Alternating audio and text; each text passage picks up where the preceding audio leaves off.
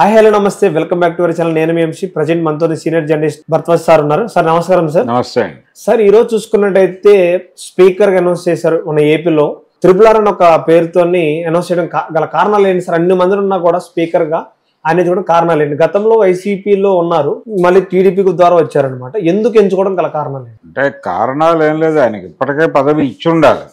ఎందుకంటే ఆయన వైఎస్ఆర్సీపీలో ఉంటూ వైఎస్ఆర్సీపీ మీద యుద్ధం చేశాడు, ముఖ్యమంత్రి మీద. ఆయన వైఎస్ఆర్సీపీలో సభ్యుడిగా ఉంటూ తెల్లారలేస్తే మా ముఖ్యమంత్రి అంటూ జగన్మోహన్ రెడ్డి మీద విరుచుకుపడేవాడు. ఇది నిజానికి ఒక రకంగా ప్రభుత్వ వ్యతిరేకత ప్రజల్లోకి తీసుకెళ్లటంలో రఘురామకృష్ణరాజు అప్పటి ప్రతిపక్ష పార్టీలకు విపరీతంగా సహకారం అందించాడు. అంటే ప్రభుత్వంలో ఉన్నటువంటి రకరకాల అవకతవకల్ని ప్రపంచం దృష్టికి తీసుకురావడానికి తనకున్న సోర్స్ ద్వారా తను ప్రయత్నం చేశాడు. ఈ ప్రయత్నం రఘురామకృష్ణరాజుకి ఎంత ఉపయోగపడిందో ప్రతిపక్షానికి కూడా అంతే ఉపయోగపడింది. అప్పటి ప్రతిపక్షానికి, ఇప్పటి అధికార పక్షం అది. ఇలా ఆయన రకరకాల విన్యాసాలు చేస్తూ ఉండగా అరెస్ట్ అయ్యాడు. అరెస్ట్ అయిన తర్వాత వాళ్ళు సస్పెండ్ చేసిన తర్వాత ఈయన పార్టీ నుంచి బయటకు వచ్చాడు.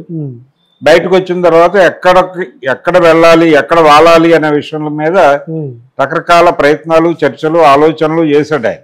ఫైనల్ గా అంటే ఆయన ఏమనుకున్నాడంటే, అప్పుడు తాను ఏ పార్టీలోకి అయితే తనను తీసుకోవాలనుకుంటారు వాళ్ళు ఆయనకి నామినేషన్ పత్రాలు, సభ్యత్వ పత్రాలు రెండూ కలిపి వెండి పళ్ళెంలో పట్టుకుని ఎదురొస్తారు అనుకున్నాడు ఆయన.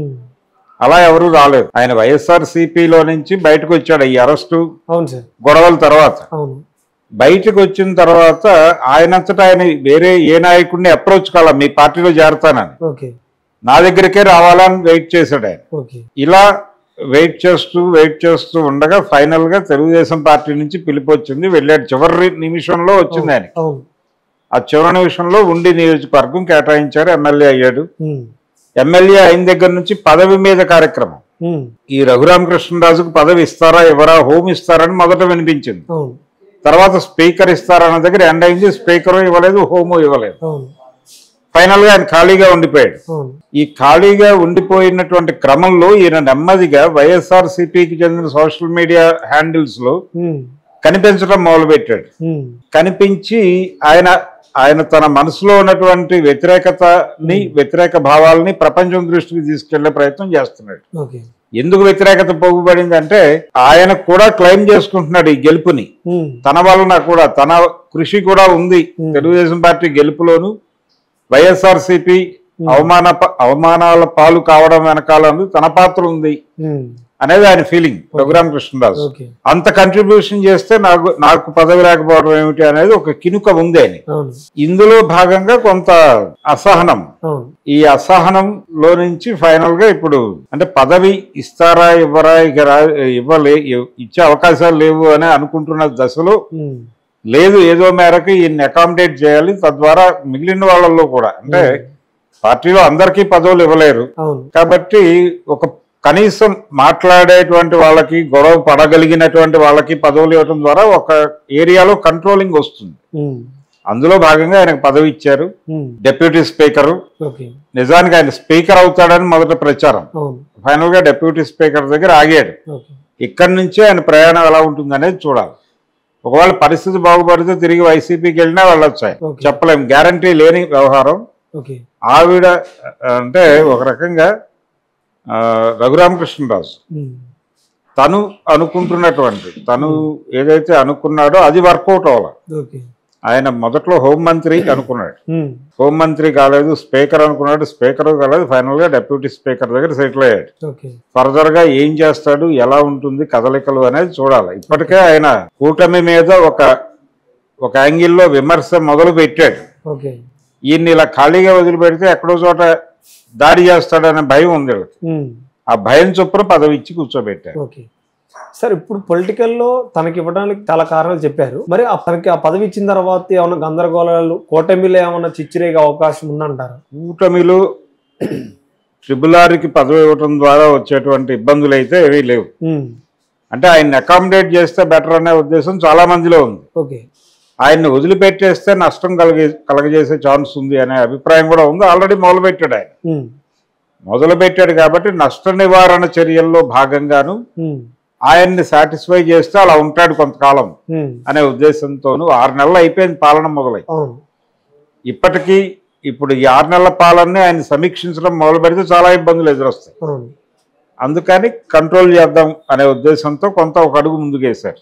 అయితే సార్ గతంలో తనకి రెండు విధాల కంటే ఆ పదవులు ఇస్తాను కొన్ని చాలా విమర్శలు వచ్చినాయి, హోమ్ అని తర్వాత స్పీకర్ అని.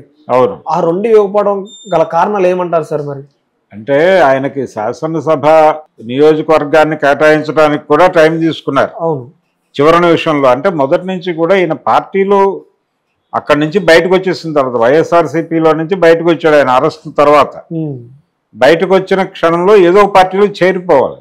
చేరలేదు ఆయన. చేరకుండా నేను ఇందాక చెప్పినట్టుగా పదవి ప్రమాణ స్వీకార పత్రాలు అలాగే ఇతర పత్రాలు ఈ అంటే నామినేషన్ కి సంబంధించిన పత్రాలతో పాటు సభ్యత్వ పత్రాలు కూడా తీసుకుని ఏదో ఒక పార్టీ నాయకుడు, అది చంద్రబాబు పవన్ కళ్యాణ్ మరొకరా అనేది కాదు, వారు వచ్చి అయ్యా మీరు మా పార్టీలో చేరి మా పార్టీ నుంచి ఎమ్మెల్యేగా పోటీ చేయండి అని అడగాలని అనుకున్నాడు ఆయన. ఇది ఇబ్బంది కలిగించింది. న్యాచురల్ గా వాళ్ళు ఈయన అప్రోచ్ అయ్యి తెచ్చుకోవాలి. ఆ పరిస్థితి కాదు. మీరు నా దగ్గరికి వచ్చి నాకు పదవి ఇవ్వాలి అన్న టోన్ లో వ్యవహరించాడు. తర్వాత అది మనసు మార్చుకున్నాడు, నెమ్మదిగా కలిశాడు, వాళ్ళతో ట్రావెల్ అయ్యాడు, తెలుగుదేశం తరఫున ప్రచారం చేశాడు. ఆ గొడవ వేరు. కానీ ఇప్పుడు ఈ టైం బౌండ్ పెట్టడం వెనకాల ప్రోగ్రామ్ అది. సార్ ఎందుకు తన పార్టీలో ఉండి అంటే ముఖ్యమంత్రులు కానీ వాళ్ళ పార్టీలో ఎందుకు విమర్శించడం గల కారణాలు ఏంటి? త్రిపుల్ ఆర్ గారు అంటే తనని తాను గౌరవించుకుంటాడు ఆయన.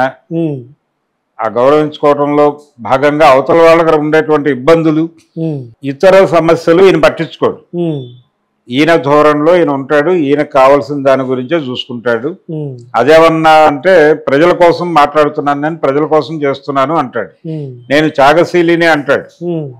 ఇలా ఇన్ని గొడవలు ఉన్నాయి ఆయనతో. అందుకని కెలకటం ఎందుకు అనే ఉద్దేశంతో ఇబ్బంది ఉన్నప్పటికీ సర్దుకుపోయే ప్రయత్నమే చేస్తున్నారు అందరూ. నిజానికి అరెస్ట్ వలన ప్రయోజనం ఉంటుందా లేదా అని రిలీజ్ అవటం వలన కాంగ్రెస్ పార్టీకో లేకపోతే మరొకళ్ళకో లేకపోతే తెలుగుదేశం కూటమికో ఒరిగేది ఏమైనా ఉందా? ఇవన్నీ చూస్తే అదొక గందరగోళ పరిస్థితి. చూద్దాం. రఘురామకృష్ణరాజు ప్రస్తుతానికైతే తెలుగుదేశం ఉండి ఎమ్మెల్యే, ఆయన డిప్యూటీ స్పీకర్ అయ్యాడు విజయవంతంగా. ఈ పదవి నుంచి ఇంకెటు ఎక్స్పాండ్ అవుతాడో చూద్దాం. అంటే ఎక్స్పాండ్ అంటే సార్ ఇప్పుడు పదవికి వెళ్తారంటున్నారా లేకపోతే ఇతర పార్టీలోకి వెళ్ళొచ్చే అవకాశం? ఇంకా పదవికి వెళ్ళడు ఆయన, అయిపోయింది. డిప్యూటీ స్పీకర్ గానే ఉంటాడు ఈ టైం అంతా.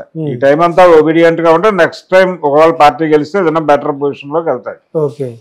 అదే మొదటి నుంచి ఆయన పార్టీలో చేరకపోవడం వలన ఈ పరిస్థితి. బయటికి రాగానే ఏదో ఒక పార్టీలో చేరుంటే పరిస్థితి వేరుగా